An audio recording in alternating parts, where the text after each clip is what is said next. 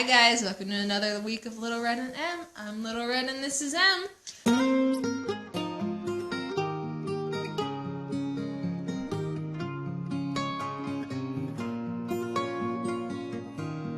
And this week's video is going to be a little different, and Emily's actually going to be doing most of the talking because I have no idea what we're talking about. This is our first week of Psychology Rants. I just came up with that just now.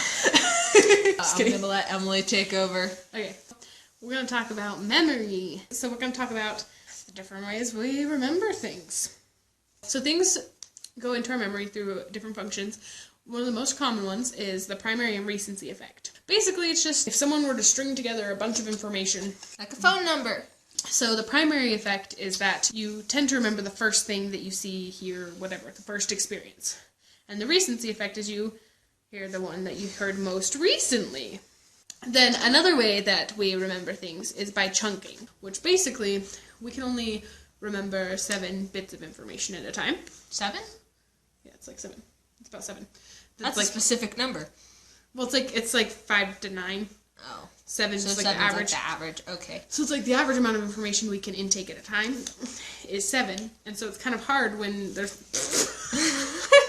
So it's kind of overwhelming when someone throws at throws 40 bits of information at you, and you're like, that!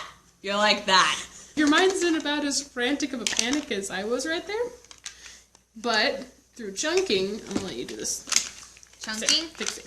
So chunking is when you take bits of information and put them together. So it's like in a phone number, there's 10 digits in a phone number.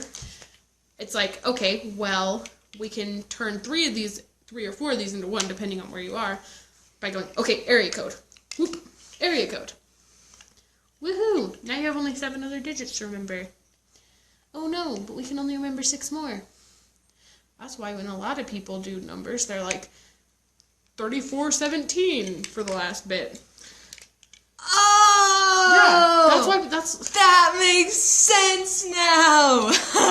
Yeah, that's one of the biggest reasons people do that. Another one is rehearsals. I do this one lots. This is how I memorize my lines for plays and stuff. That's the example I was going to use because it's called rehearsal anyways. Might as well use it. Rehearsal is just when you repeat repetition. It's repetition, yeah. So it's like if you're in a musical, you repeat the music and learn the music over and over and over again for a good 3 hours. You do it even if you're not in a musical. How else do you get songs stuck in your head?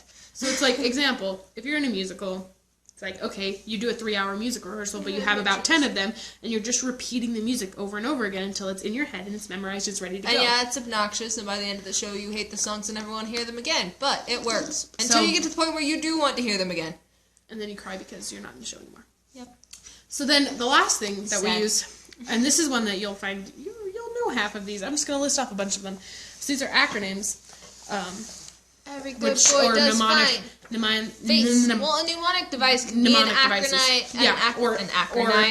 An acronym or other things of the like. So for the order of taxonomy, I like this one because it's just bizarre. So taxonomy is like kingdoms and it's animal species. It's like you have your species and then you have your species are in a group which is called a genus, and then the genus is it's biology stuff. So this one. So the order is kingdom, phylum, class, order, family, genus, species. So to remember that, it's kids prefer cheese over fried green spinach. So the ones I know are every good boy does fine, which is the lines on a staff, as in a music staff. E, G, B, D, F. That's the notes. And then the spaces on the staff is, I've never done this. So this says, furry animals cook excellently, but I've never heard that. I've just always used face. And then I use bead to remember the flats, the order of flats. B-E-A-D.